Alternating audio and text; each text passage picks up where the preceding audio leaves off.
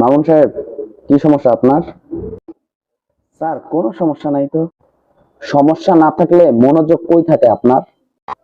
মানে স্যার, মানে বুঝেন না? কোম্পানি কি আপনাকে বসায় বসায় বেতন দেয়, নাকি ল্যাবে বসে ঝিমানোর জন্য বেতন দেয়? স্যার, এত লাউডলি কথা বলছেন কেন? কি হয়েছে আমাকে ক্লিয়ার করেন।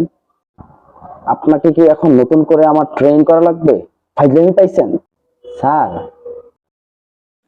আপনি আবার মাঝখান থেকে কথা বলতেছেন কেন? স্যার, যে আইসক্রিম মিক্স নিয়ে মামুন সাহেবের সাথে রাগারাগি করছেন, ওটা তো আলামিন স্যার করেছে। কি? সেটা আপনি আমাকে আগে বলবেন না? আপনি তো আমাকে কথা বলার সুযোগ দিলেন না, আবারও মুখে মুখে তর্ক করতেছে আমার সাথে। স্যার, একটা কথা বলবো? হ্যাঁ, বলেন।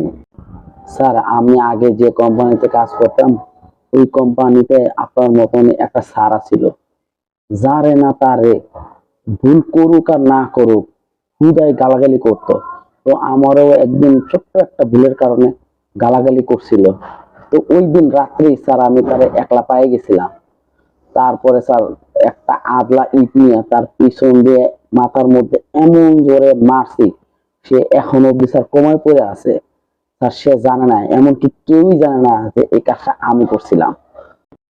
সরি মামুন সাহেব, কিছু মনে করবেন না। বুঝতেই তো পারছেন অফিসের বিষয় তো, তাই একটু মাথা গরম হয়ে গেছিল। হ্যাঁ, কিছু মনে করবেন না। হ্যাঁ, না না না স্যার, কিছু মনে করব না। আপনি শুধু ওই আদলা ইটটার কথা মাথায় রাখেন।